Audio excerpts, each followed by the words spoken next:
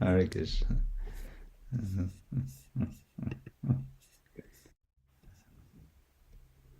Okay. So that means you want me to just start talking? Yes, please. Oh, okay. Well, let's begin with some pranati. Om Jnana Timirandasya Jnananjana Shalakaya Chakshurun Militam Yena Tasmai Shri Gurave Namah. Shri Chaitanya Manobishtam Sthapitam Yena Bhutale Swayam Rupa Karamahyam Tadati Svapadantikam Vandeham Shri Guru Shri Yuta Parakamalam Shri Gurun Vaishnavangscha Shri Rupam Sagrajatam Sahagana Raghunatang Vitam Tang Sajivam Sadvaitam Sadvadutam Parijana Sahitam Krishna Chaitanya Devam Shri Radha Krishna Padan Sahagana Lalita Shri Vishakhan Vitangscha Nama Om Vishnu Padaya Krishna Prestaya Bhutale Srimate Bhaktivedanta Swamin Iti Namine Namaste Saraswate Deve Gauravani Pracharine Nirvishesha Shunyavadi Paschatya Deshatarine Vanchakalpatarubhyascha Kripa Sindhubhya Evacha Patitanam Bhavanebhyo Vaishnavebhyo Namo Namaha He Krishna Karuna Sindhu Dinabandho Jagatpate Gopesha Gopika Kanta Radha Kanta Namostute Tapta Kanchana Gaurangi Radhe Vrindavaneshwari Rishabhanu Sute Devi Pranamami Hari Priye Jai Shri Krishna Chaitanya Prabhu Nityananda Shri Advaita Gadadhar Shivasadi Gaura Bhakta Vrinda Hare Krishna Krishna Krishna Hare Hare Hare Rama, Rama Rama, Hare Hare. It's been a few weeks since we last had a discussion. We were talking about my book, Cow Care in Hindu Animal Ethics, and we didn't really get very far in terms of content of the book. So the idea, I believe, was that we continue. Saying this, I'm also perfectly open to discussing the Bhagavatam in the sequence of verses that you are discussing. So let me know how you would like. Otherwise, I'll just jump into this book further. Shall I do that, Sarva? Yes. Go ahead. Okay. Continue with the book. Yeah, since our last time, I've been traveling a lot. There have been several festivals. You've also been having festivals. I've been in Slovenia and Croatia, and now I'm in southeast Germany, near Munich. So yeah, we're discussing this book, which I wrote in case someone wasn't there when I spoke last time. I published 2 years ago. No, it's getting close to 3 years. Beginning of 2020 with Palgrave Macmillan, publisher, which is a subsidiary of Springer Nature, which is a very large academic publisher. And I got the book published open access, which means you're all perfectly welcome to legally download a digital copy of the book. You can also buy a hard copy, but it's available. If you simply search the title of the book, you will immediately find on Google where to download it from. Again, the title is Cow Care in Hindu Animal Ethics. And a first question for many of us could well be, why do we have to use the word Hindu in the title of the book? And I would completely agree that I would be happy to exclude that word.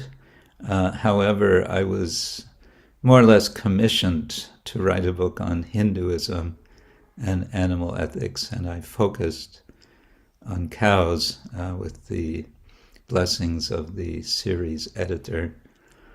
The next book that I'm planning to do for that series is not going to have the word Hindu in it.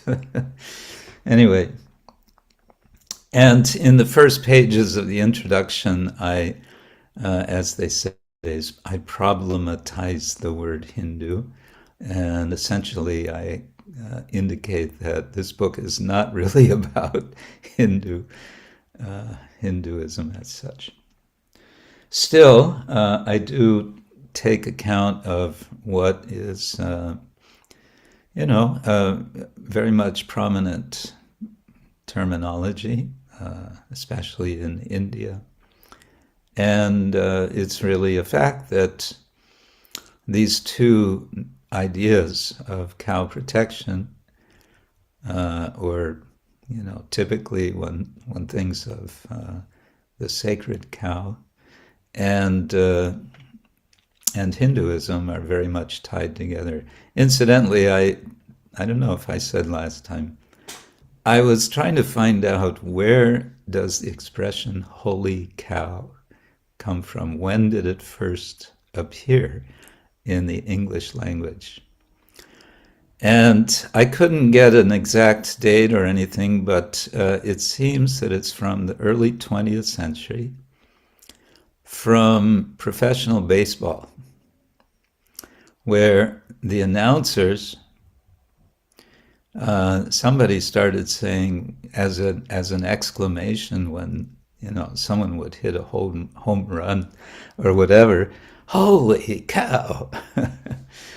And one of the reasons that this expression came out was because it was a strict, I suppose it's still a strict rule in baseball, no swearing allowed, no profanity allowed on the field or whatever. So they, made a little workaround, and it became holy cow. Okay, that was a little bit of curious information. I thought it came from Robin telling Batman, "Holy cow, Batman." I think that came much later. Yeah. So in this, I'm going to go to the second chapter, which is, now I'll confuse you by saying it's second chapter, but it's called chapter 3. That's only because the publisher insists that the introduction be called chapter 1. So anyway, this is called Cows in Contested Fields, and I'm a bit playing with the idea of fields, and talking about some of the history in India of the cow protection movement and some of the controversies that arose also about the notion of animal sacrifice. And I give a little sketch of 4 personages, or personalities, as we like to say, who are significant in the story of the early cow protection movement. And the 4th of these, culminating this series that I'm giving, is Srila Prabhupada. I want to highlight and make a distinction between what Srila Prabhupada does and what these others are concerned about. They're all concerned about cows. The first three, however, are very much preoccupied thinking in terms of Hinduism, Hinduism and cows, or Indian nation and cows, and all of that. And of course, Prabhupada is not at all. That's not at all his purpose. His purpose is to spread Krishna consciousness worldwide, and integral to this, he wished to include cow protection. And he did not, and this I kind of underline, he never emphasized, I don't know if he even mentioned, the idea of distinguishing between what in India they like to call Deshi cows, indigenous Indian cow breeds, as opposed to what invariably in India are referred to as Jersey cows. No matter what the breed, they're all Jersey cows. Prabhupada never talked about this, to my knowledge. But I'm jumping ahead. I wanted to first mention these first three to give a little history. I think sometimes a little history is good to know. And so here we are. But I want to, before I continue, I want to offer my greetings and obeisances to Vrajalila Devi Dasi. Hare Krishna. Nice to see you. So the first is Dayanand Saraswati. Dayanand Saraswati was a sannyasi. He was originally from Gujarat. And he would mainly become known for his organization, the Arya Samaj, which is still going on today. He established this institution in 1875. And he had his purposes with that. It was, we can say broadly speaking, part of a wider movement of Hindu revival and reform. I'll just leave it at that. That's not really our interest here. But in, 5 years later, he wrote a pamphlet, 15-page pamphlet in Hindi called Go Karuna Nidhi, or could be translated Cow, the Reservoir of Compassion. This was a small tract, a small pamphlet, but it seems to have had considerable impact. And now I quote here from one scholar, Peter van der Veer. He says, Dayananda's efforts to ban cow slaughter found wide support beyond the circle of his followers. And how it found support is through creation of various cow protection societies. And these spread throughout India, I think mainly in North India, but it became a thing. And all of this had to do, or was tied to, one has to keep in mind what was going on in India in terms of the colonial presence of the British. The fact that the printing press was now becoming available.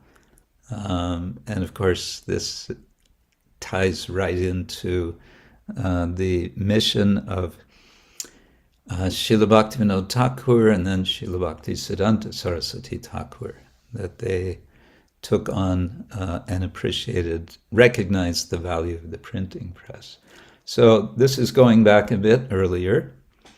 and for the purpose of this mission of cow protection, the printing press was being involved. I have a quote from the introduction to the Gokarna-Nidhi, where he is declaring his purpose. He says, that animals such as the cow be protected as far as possible, and with their protection, agriculture and supply of milk and butter may increase, and thereby the comfort and happiness of all may grow more and more. May God grant us success in this goal at the earliest. So interesting that he says that if cows are protected, there will be an increase of milk and butter. In the course of his pamphlet, he does some interesting calculations. We have some numbers here. He says, essentially, he's making a kind of utilitarian argument for why cows should not be killed. Utilitarianism says essentially the greatest good for the greatest number is how you determine whether something should or should not be done. So he says, he calculates, a single cow can provide in her natural lifetime some 25,740 persons with one full serving of kheer. And that the grain produced by 6 oxen from plowing and threshing over 8 years can feed 256,000 people with a full meal. And then he says, in contrast, the flesh of one cow can feed only an estimated 80 beef-eating persons. And then rhetorically, he says, why should it not be regarded as a gigantic sin to kill lakhs of creatures for a petty gain and thereby deprive countless people? And then he goes on in the latter part of his pamphlet to have a sort of dialogue. He creates a dialogue, an imagined dialogue between a himsaka and a rakshaka, a killer and a protector. And let's see, the latter's position, that is the protector's, he argues by highlighting differences between humans and non-human animal carnivores, and by assorted other points. In their exchange, the killer agrees that those who kill animals and eat their flesh are sinners. But to purchase meat or to offer meat to Bhairava or Durga, or to accept meat that has been offered in a sacrifice, in a sacrificial rite, as prescribed in sacred texts, is surely not a sin. So that's the killer making that argument. Then Dayananda replies with a quote from the Manusmriti. And this you will be familiar with. Quote, one who permits the slaughter, the butcher, the slaughterer, the purchaser of the animal for slaughter, the seller of the animal, the cook who cooks the meat, the one who serves the meat, and the one who eats the meat, these are all killers. And then this I found very intriguing, and I wanted to look more into this to try to get original reference, but was not able. Dayanand insinuates a challenge to Queen Victoria. And he cites a proclamation of hers. That's what I was looking for, but couldn't find. To the effect that mute animals should not be subjected to the pain to which they had been at that time subjected. Then he asks, rhetorically, quote, if the intention of this provision is not to give any pain to the animals, then can there be any greater pain than that caused by slaughter? And then he goes on to say, the ruler receives taxes from his people only to protect them properly and not to exterminate cows and other animals, which are a source of happiness, both for the ruler and for his subjects. Please keep your eyes open and commit no harmful deeds, nor allow such deeds being done by others. So it's like he's addressing Queen Victoria directly here.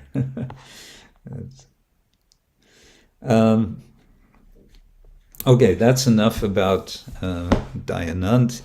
He sort of kick-started this movement in the late 19th century, which apparently took off considerably. And it's been argued by historians that this movement was a very significant prelude to the nationalist movement for Indian independence. It sort of woke people up. And it's true that it was mainly the British who were slaughtering cows in India.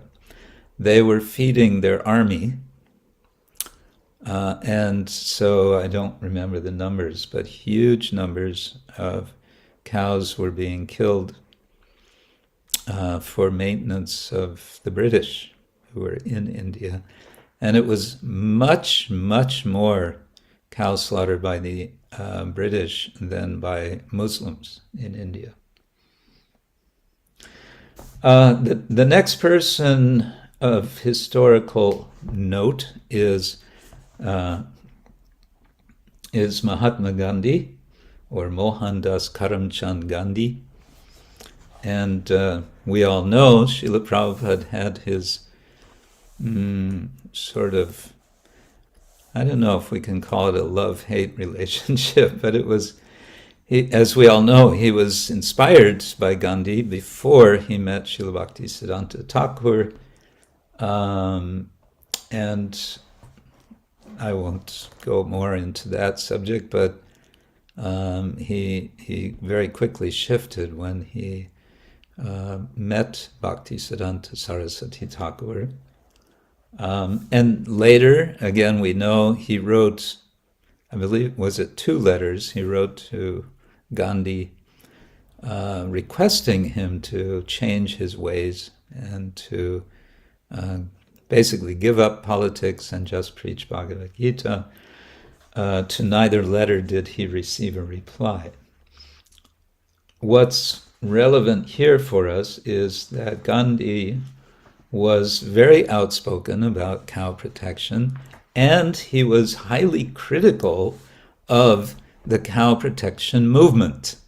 In other words, he was saying these people who are claiming to be protecting cows, it's all bunk. They're not really doing it.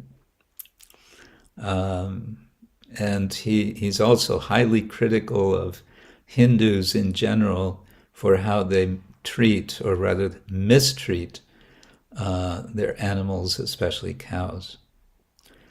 He gave a lot of talks. The collected writings and speeches of Gandhi comprise, I think it's 99 very thick volumes in their printed form, and you can find it all online. Can all be accessed. Many times he was discussing and speaking out against cow slaughter and so on. And I think it may be interesting to read some of the quotes here. I've also written separately an article about Gandhi and animals, which is going to be published in a book soon. So Gandhi wrote in a letter to Asaf Ali, who was a Muslim.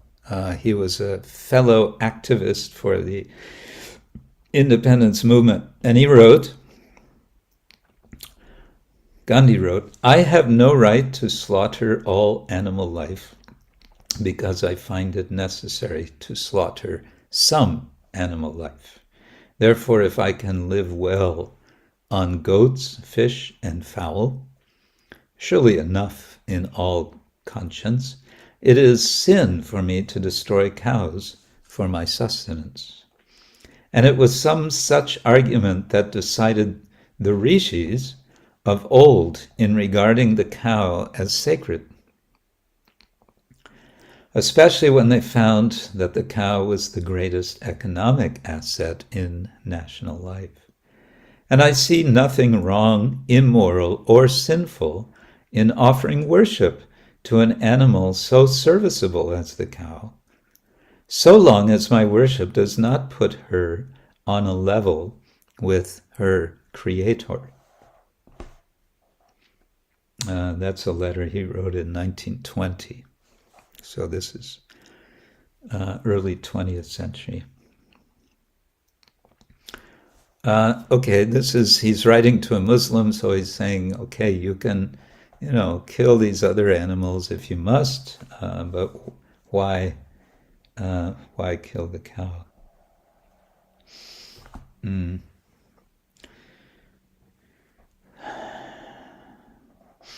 Okay, then I'm just searching the next relevant quote.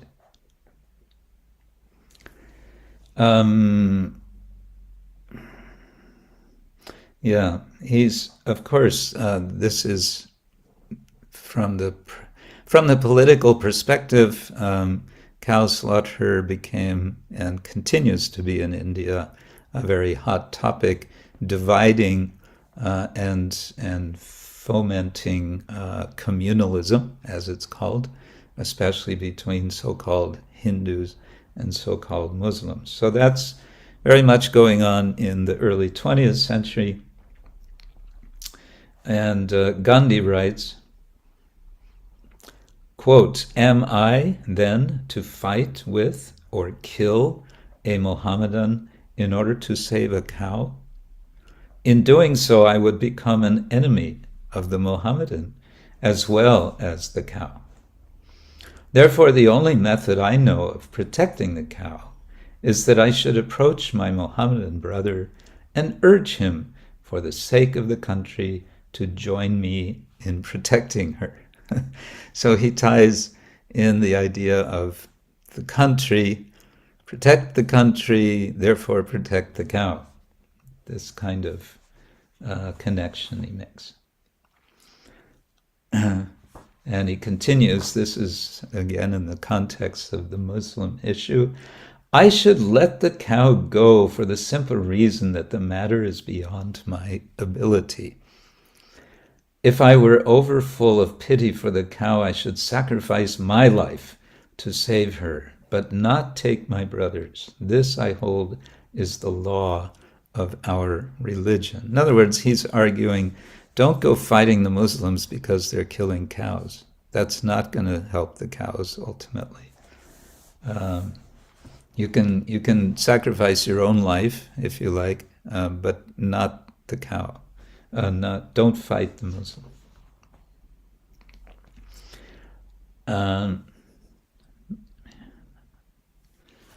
Okay, more on that topic, and then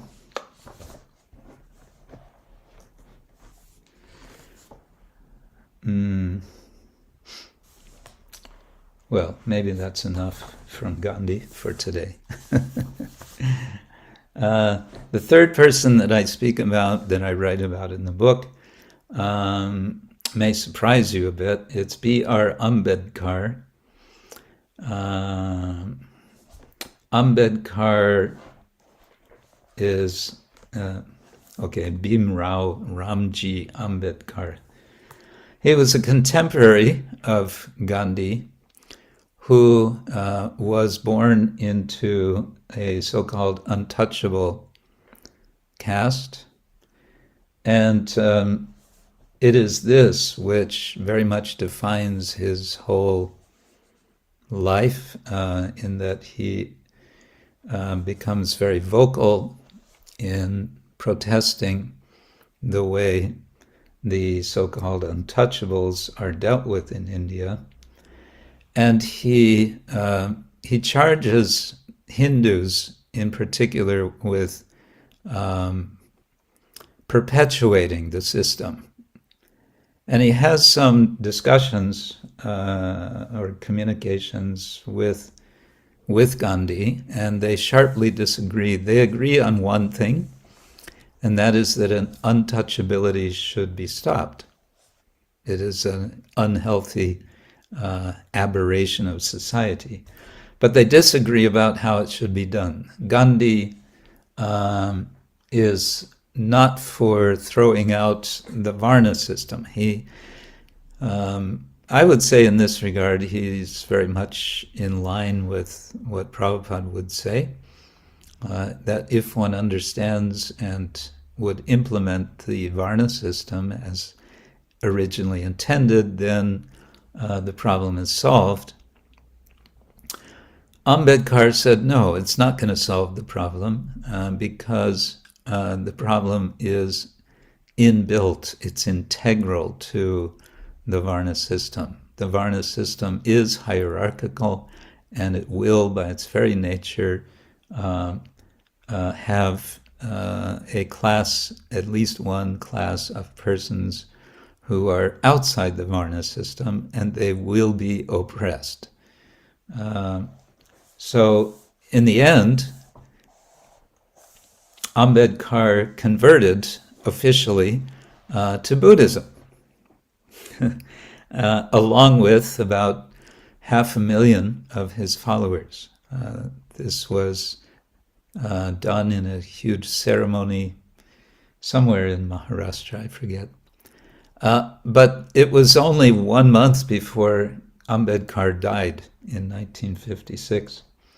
So he didn't really, was not able to develop his movement. But what I wanted to point out is that Ambedkar wrote a book called The Untouchables. Who were they and why they became untouchables? And in this book, he gives an analysis of how untouchability comes about, and he ties it very much into he says it was the Buddhists who were initially vocal against animal slaughter in ritual sacrifice, and Prabhupada speaks about this also. And then in his version, the Brahmins, when they see that Buddhism is getting popular, people are following the Buddhists, then the Brahmins take up the spirit of ahimsa and sort of write it into their books, and they become then sort of born again. They become more fanatical than the Buddhists, essentially. And therefore, when someone is eating meat or is slaughtering animals, they become outcast. And then that becomes perpetuated because they are the ones who then are dealing with the dead bodies of cows when they naturally die, or otherwise they're dealing with the dead bodies of human beings. They become untouchable, And in this way, it's all perpetuated. Yeah, Ambedkar, quoting him here, he says, to go one better than the Buddhist bhikshus, the Buddhist monks, not only to give up meat eating, but to become vegetarians, which they did. Sorry, I jumped into the middle. First, what could the Brahmins do to recover the lost ground, the lost popularity? To go one better than the Buddhist bhikshus, not only to give up meat eating, but to become vegetarians, which they did. That this was the object of the Brahmins in becoming vegetarian can be proved in various ways. Well, he doesn't really go into detail then about how he's going to prove that. But this narrative is, to my knowledge, it is somewhat accepted by some historians. Okay, I won't go into further detail. I have some footnote on that and so on. The next and the fourth and the final of the four is our Srila Prabhupada, His Divine Grace. And my subheading for this section of the book is Bhaktivedanta Swami Prabhupada, Cow Care for the World. And this is the main point I make, that unlike the first three who were concerned and preoccupied with the politics of India, Srila Prabhupada transcended all of that in more ways than one. And he took the mission of Chaitanya Mahaprabhu beyond India to the world, and with it he brought cow protection. And I quote, it's a bit longer letter, but I wanted to summarize for readers of this book what is Prabhupada's standards for devotees. And so this is a letter to Niranjan Swami, 1972. Quote, the four sinful activities which one must avoid if there is to be any hope for spiritual advancement are the eating of meat, fish, and eggs, the use of intoxicants, illicit connection with women, and gambling. So these are the first four sins which I ask all of my students to strictly avoid committing. Practically the entire population of the world is entrapped by these four sinful activities. In our Krishna consciousness society, we are training our students up to the standard of Brahminical culture. So the great respect we are getting here in India and throughout the rest of the world is due to these restrictions. Actually, our students have surpassed the category of Brahmana because they are Vaishnavas, which means they are transcendental to any material position. And Brahmana is a material order of life, part of the Varna ashrama system. Yeah, so there I'm not even quoting him specifically on cow protection. Here's a quote in a letter to Nevatya Ji from 1970. This was soon after, apparently, the West Virginia, the beginning of the New Vrindavan property acquisition was happening. So he writes to this one gentleman, quote, this site, situated in the midst of the beautiful West Virginia mountains, provides an ideal setting for demonstrating the simplicity of naturalistic living based on Brahminical culture and cow protection in Krishna consciousness. Cow protection practically solves the problems of sustenance and the greater portion of time of the devotees. being not engaged in the frantic scramble of materialistic competition for food and shelter, is kept engaged in the pursuit of spiritual perfection. Incidentally, there is a short article I wrote, which has been published now. If you're not aware, there's a revival of the ISKCON Communications Journal since last year. It's coming out now, one issue per year. The second one will be coming out, I believe, by the end of this month.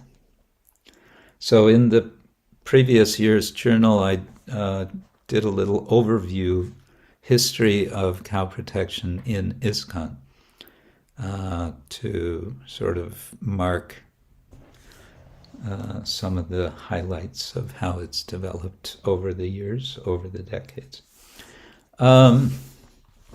So like that, I've introduced Srila Prabhupada again, highlighting that his concern was not India-oriented as such.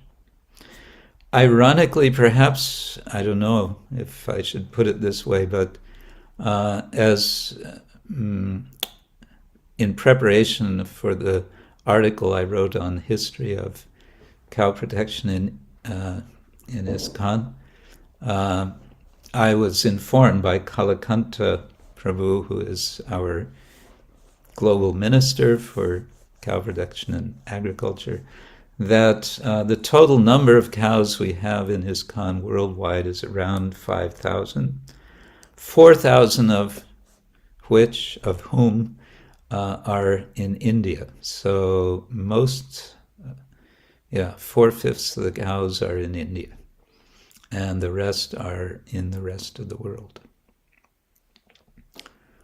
Right, that was a little overview of one section of, Chapter 3, Cows in Contested Fields. And the next section is called Ancient Texts, Modern Controversy. And this is where I get into the issue of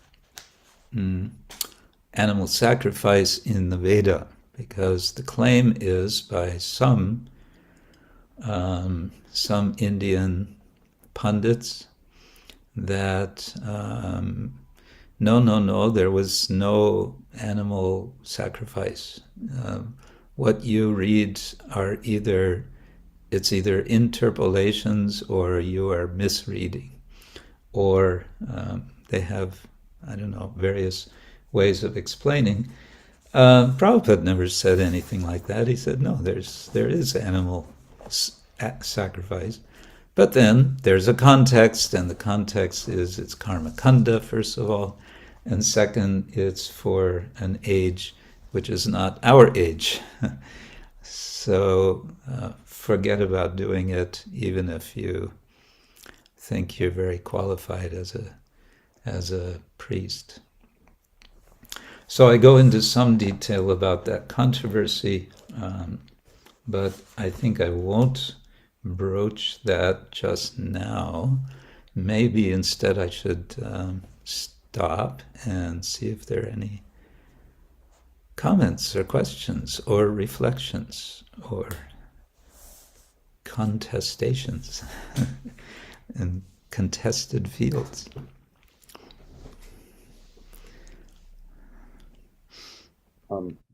Did Prabhupada encourage people who he could foresee that they won't give up meat to eat other animals, but not the cow? How are we to repeat the same pattern and with people who are unable or unwilling to stop eating meat? Mm-hmm. And wouldn't that be seen as, and at this age where you can't say anything, you can use certain pronouns, you should use other pronouns, and all politically correct, should that be seen as discrimination between animals? What's the difference? Yeah, so it's going to depend who you're talking with, I would say. I couldn't point to a specific reference, but I think this would be how Prabhupada would speak. Yes, if you must eat meat. But as I remember also, he would tie that in with the idea of animal sacrifice. And that's something you're never going to get across to anyone. But he would say, okay, you want to eat meat, so take a goat and go ahead, sacrifice to Kali. And do it the right way, and the right way is that you're going to be whispering a mantra which says, today it's you, tomorrow it's me, more or less. Mamsa. And so this then has the value of, because it's being done according to prescription, one will not therefore be degraded. One is already degraded. One won't get further degraded. Now, having said that, it may be relevant to mention that in the Yoga Sutra, Patanjali Yoga Sutras, as I'm sure you all know, there's yama, there's niyama, and the first of 5 principles of yama is ahimsa. And the commentators on that, the Sanskrit commentaries on ahimsa in yoga are very strong. They say this is for everyone, with no exceptions. This is a standard which everyone should follow. There should be no killing of any animals.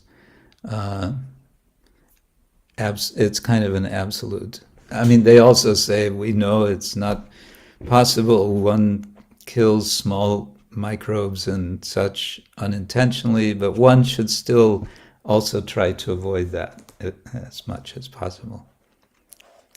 So, and the emphasis there is that it's for everyone. It's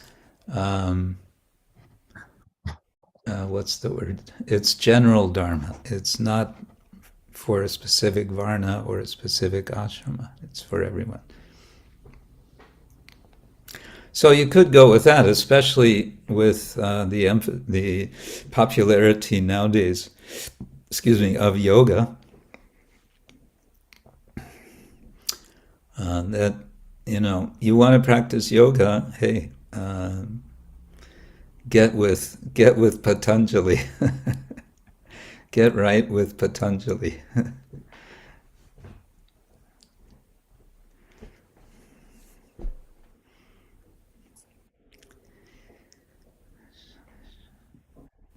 Do you find it well nowadays? It's even a little supermarket in the middle of the boonies has organic food and vegan options and etc. etc. So it's not much of an issue. But there are other issues with animals. For example, here in Gitanagari, there is a hunting season for deer. Yeah. They say that. And how do you see that? Like there are animals, for example, like groundhogs or deer, and they're pretty indiscriminate, and they actually eat the crops. And Yeah. there's a whole production that needs to be set up in order to avoid for trees, young trees, and vegetable gardens to be decimated by these animals. So Yeah.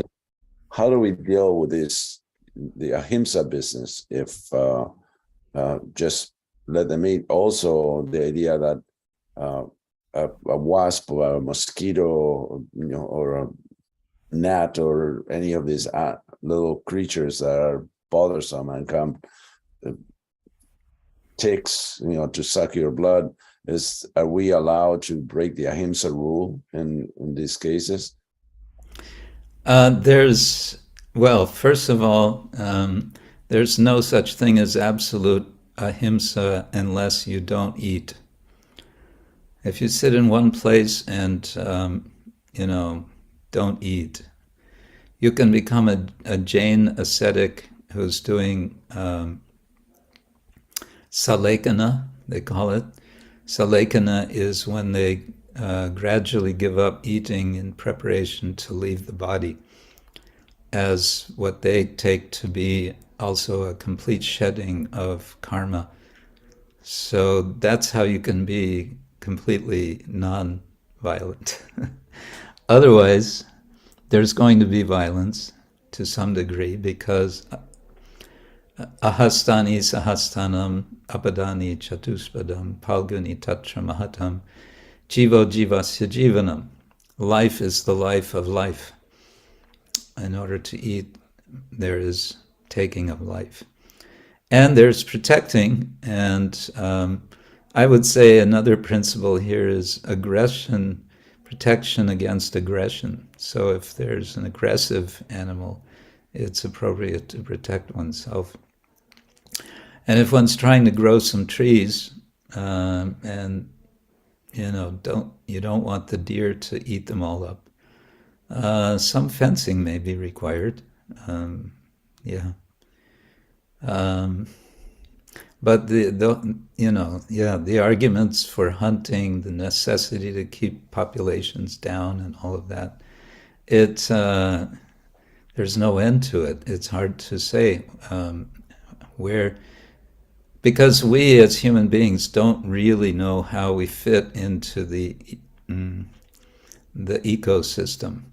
We seem to be some sort of aberration to the whole system.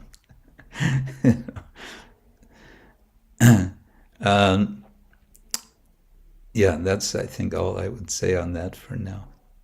Rajalila Mataji. Hare Krishna Maharaj. Thank you so much. Thank you very much for your extensive research, and thank you for bringing that research to Gitanagari and other places, I'm sure. I like this point you made about the cow being the reservoir of compassion. I like that you have that in your book. Yeah, it's a beautiful point.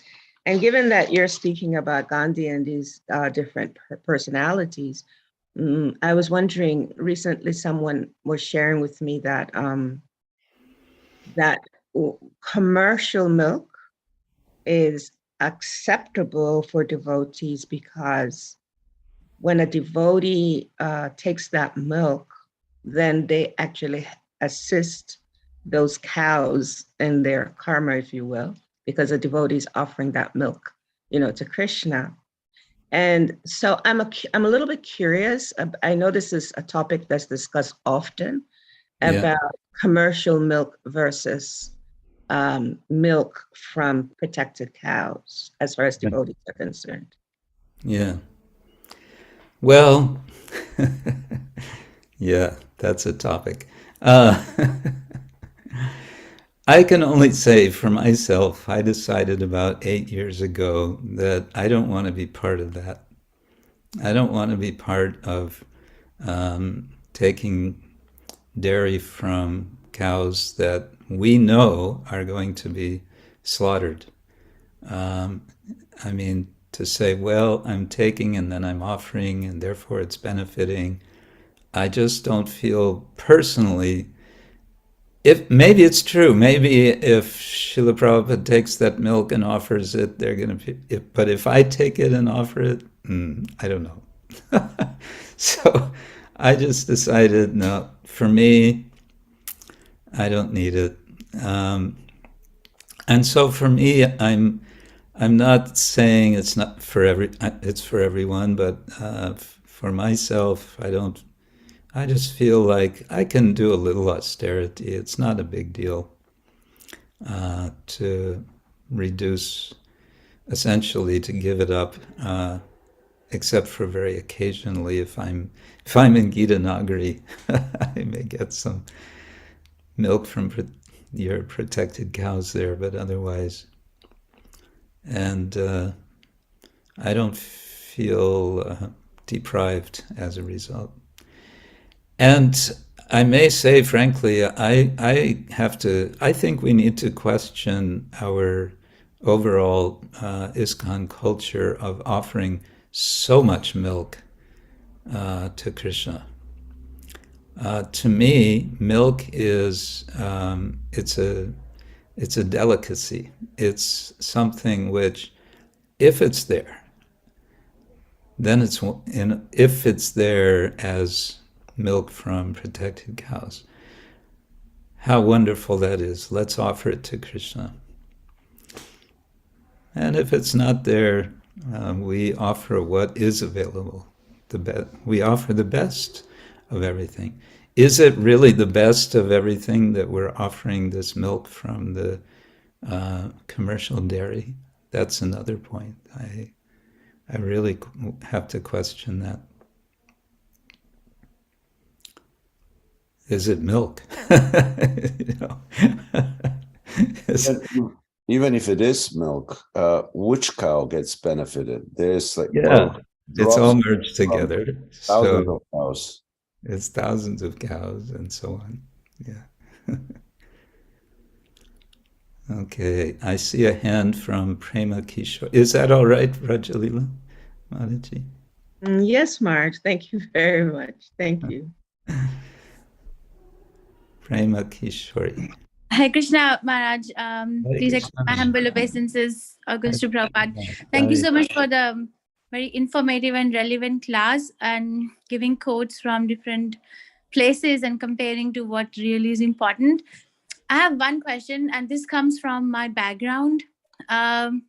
So my mother worked for 35 years in Indian Council of Agricultural Research in the Department of Animal Husbandry. You know, the agricultural research has different, the horticulture, the entomology. So my mom was in animal husbandry. So, so a part of her work was doing the field work for different productions of dairy from different kinds of cows. And I remember visiting with her to the dairy farms, the research dairy farms of India, which is in northern India, Karnal, near Krsna-Ksetra. Mm-hmm.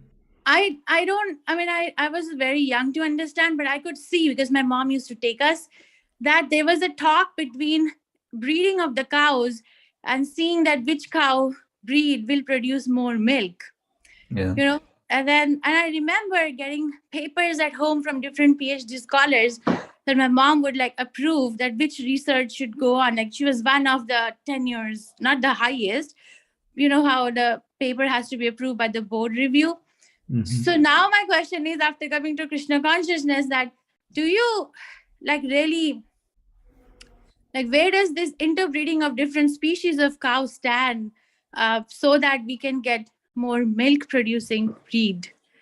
And that came when you use the word Jersey cow, because Jersey cow is the famous cow in India, which is actually an interbreed between two different cows. Yeah. Sorry. As I remember, thank you. As I remember, Srila Prabhupada does not disapprove of interbreeding for increase of milk production.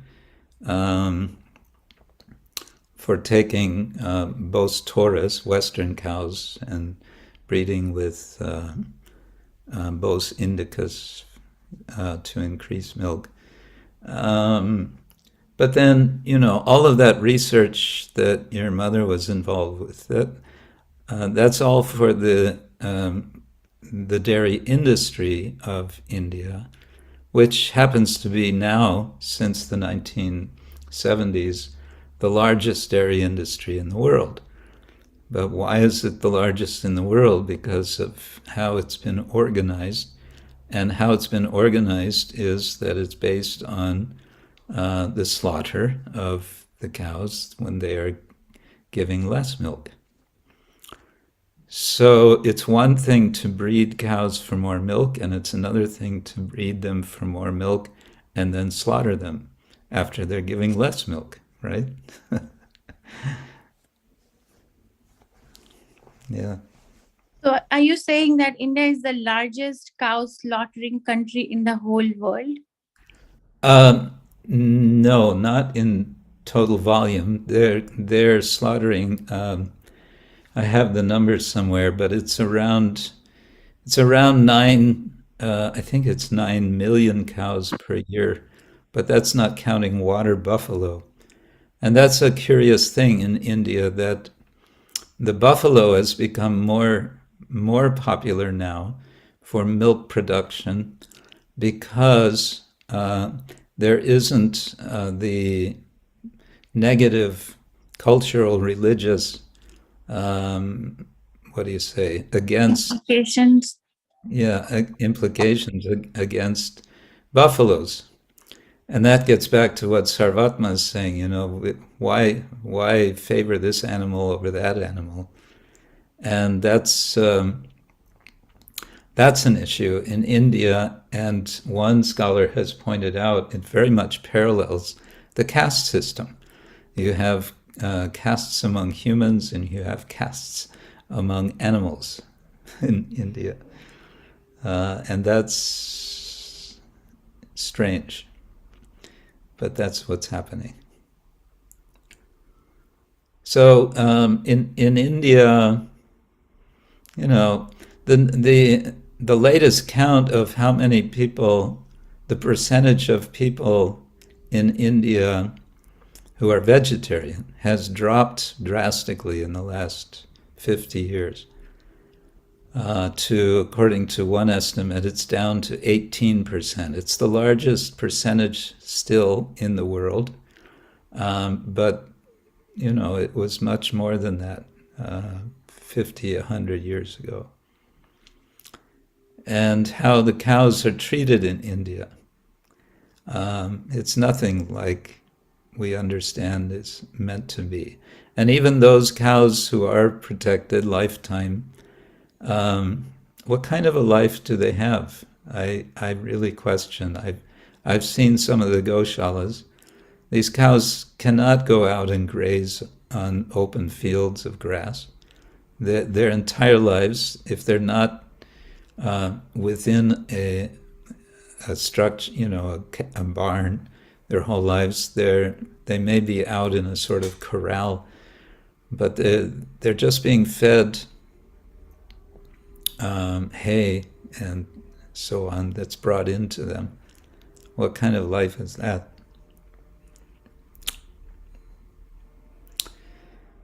Thank So you, ma'am. one could get sort of depressed about all these things, and therefore I think this is another reason that we do well as followers of Srila Prabhupada, to show what the real standard ought to be, even if it's in a very small scale, even if we only have 5,000 cows all over the world. Hopefully more than that as time goes on, but yeah. Thank you, Maharaj. Krishna. Do we still have time? There's, I think, one more question or comment.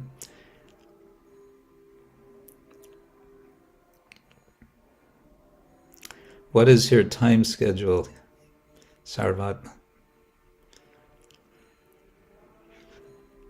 He's not responding. Well, let's go ahead. Gaur, I see Gaur, Prabhu. Do you have a... Hare Krishna Maharaj, thank you for your class. I had a question, your statement about milk being a delicacy. It was my understanding that in Shastra it states that all of the religious principles are derived from milk. And so in order to imbibe qualities that are conducive to advancing in Krishna consciousness, we require milk. It's not a delicacy from my understanding, it's a requirement. So I was wondering if you could shine some light on that. Thank you. Yeah, good point. Again, first, what constitutes milk? Are we getting milk from the supermarket, or is it something else? And if it's not really what we understand to be milk, then again, this point about what I just said about what the cows are being fed, the research from Krsna-Ksetra Prabhu, your very own there in Gitanagari, indicates that unless the cows are grazing in fields where there's a variety of greenery, they're not going to be getting the DHA, I think it's called, which is that chemical compound, which is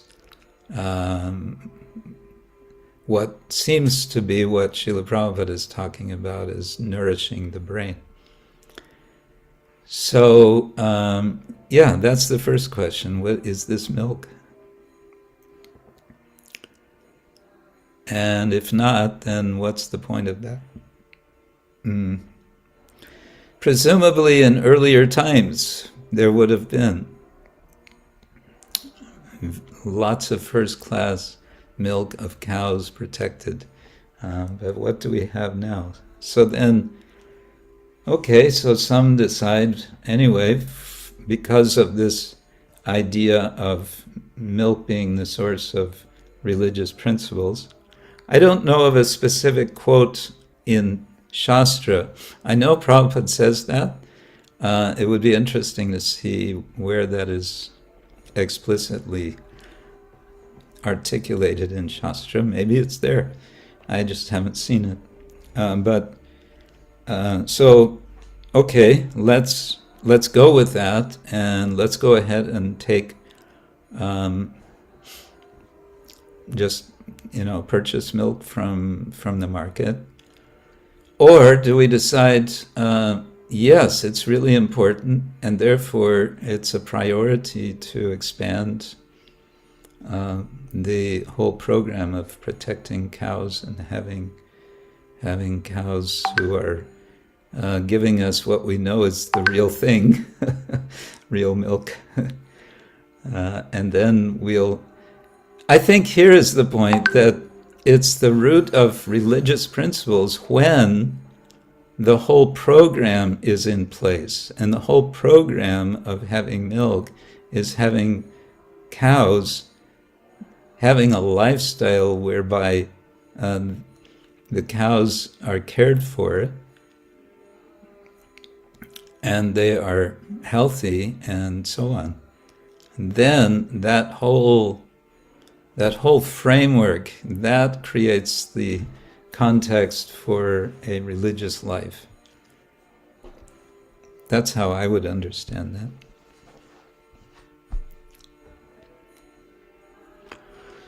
Does that make sense?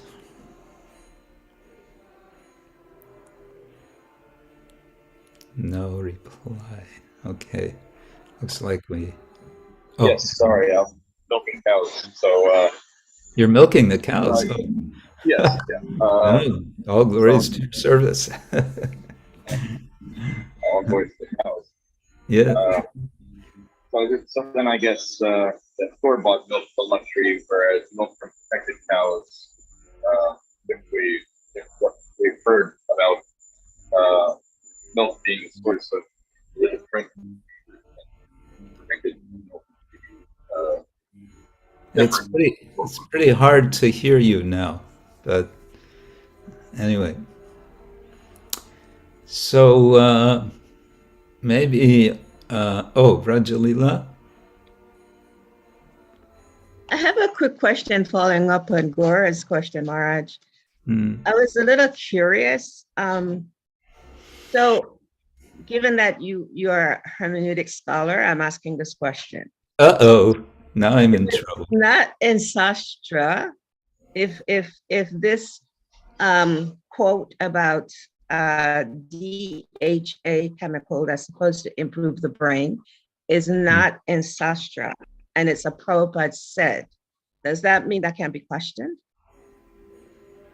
No, Prabhupada is saying that milk is benefiting the brain, and some scientific research, and we all know scientific research gets revised. Next year someone else will say, well, no, it's not exactly like that, it's like this, or who knows what. But from what we know today, that substance can be isolated, can be identified. And it's not that that has to be expressly found in Shastra. That was not seen as necessary by those who compose Shastra. So I don't think there's an opposition there. Someone could say that then that's not absolute, that works. That's just scientific. And as you said, science change all the time. Yeah, that's true. So, but okay, that's a whole nother topic. Is how do we take scientific statements and what value do we place on them, and so on. I would just say there's a difference between science and scientism, and what Srila Prabhupada mainly criticizes is not science, it's scientism, which is the claim that all truth can be gained by empirical research, by empirical methods. That's scientism. Anyway, but so I think that's knowledge that we get from science may be taken and may be made use of. I think we do it all the time, consciously or unconsciously. But we need to always leaven it with our spiritual vision that Srila Prabhupada gives us, that the Acharyas give us. Should we go to Taraka, Prabhu? And then I think I need to end because there's a Sunday program here getting underway. I should join. Thank you for your talk, Maharaj. It's delightful to hear this topic, and you interesting and thought-provoking ideas.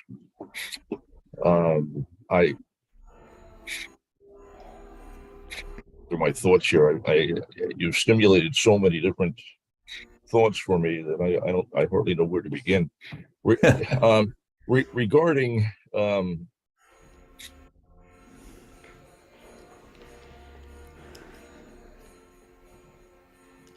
Oops, did we get frozen? Uh-oh. may be within milk that gives it its particular value. I think that we don't actually know what that is. That science may point to this or that. There was a point years back when we speculated that it was B12 in milk that was the valuable element. And now I would say it's another speculation that DHA or whatever it may be that we're thinking. But I don't think that we have any specific statements that point to precisely what it is in milk that gives it that particular value. So it seems to me that the entire subject has to remain speculative. Mm-hmm. But Srila Prabhupada, in any case, valued milk to such an extent that he made numerous statements essentially mandating that the devotees must get milk daily. That 2 cups of milk daily, I think, was the general standard. For children, it was substantially more than that, I think, and also pregnant women, much more milk, 6 to 8 cups of milk in a day. Srila Prabhupada felt that was essential. That potentially we are doing harm to the development of children, and even before their birth, if the mother is not getting adequate milk. So he felt it was extremely important. Furthermore, we know from Srila Prabhupada's comments in the first canto of Srimad Bhagavatam that he was very fully aware of the evils of commercial dairy. He described them in some detail. Mm-hmm. And yet we see that he personally chose to purchase milk from commercial dairy. We can see from his diary that when he came to the United States, he regularly purchased milk from the grocery stores. He had no problem with that, and he also instructed his disciples to do the same thing. For years within our movement, the standard was that every temple purchased milk from commercial dairy. And obviously, Srila Prabhupada wanted that we be able to produce our own milk from protected cows, but in lieu of that, his standard seemed to be that milk was so important that we will take milk from commercial dairy regardless of the fact that the cows are slaughtered.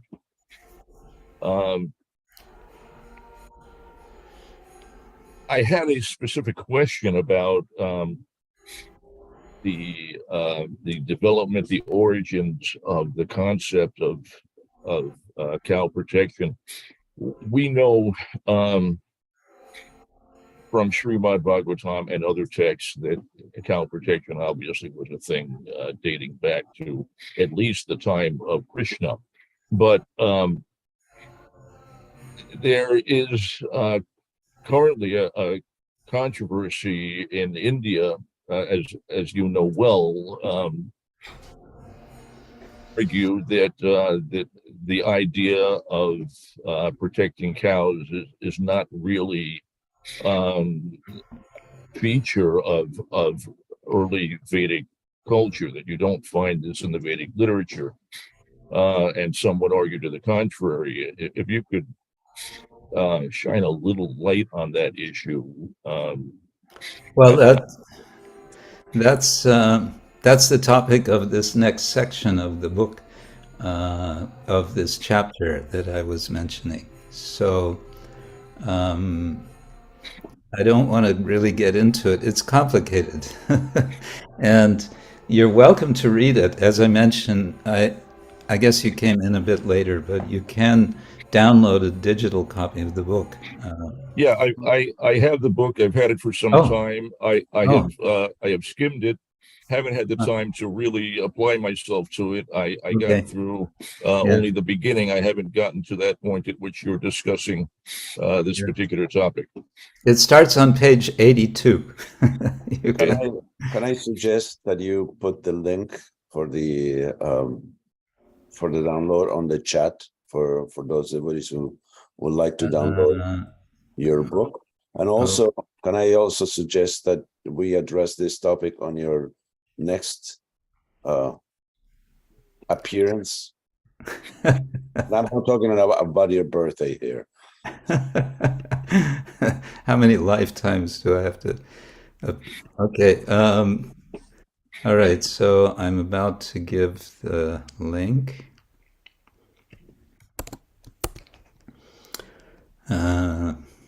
Just now coming. Here we go. Chat. Okay.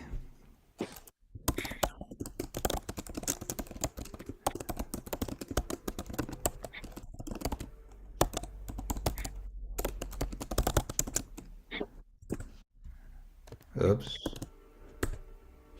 Okay, that's it. One more issue, if there is time.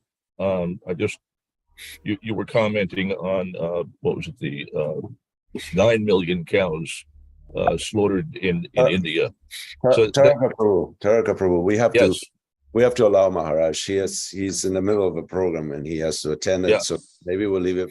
If you can actually write it down so you don't forget it, and we'll address it on the next time Maharaj speaks, which I'm gonna arrange with him to be rather soon, if possible. Okay, good. So, thank you all, and we will sign off here. Thank you. Devotees, please unmute yourselves and give your thanks to Maharaj, and we'll let him go now. Thank you, Maharaj. Hare Krishna. Hare Hare Krishna. Krishna. Oh, Hare Thank you, Krishna. Maharaj. Thank you, Maharaj. Thank you, Hare Bol. Maharaj. Prabhupada ki jai. Hare Jai. Krishna. Hare Krishna. Thank you so much.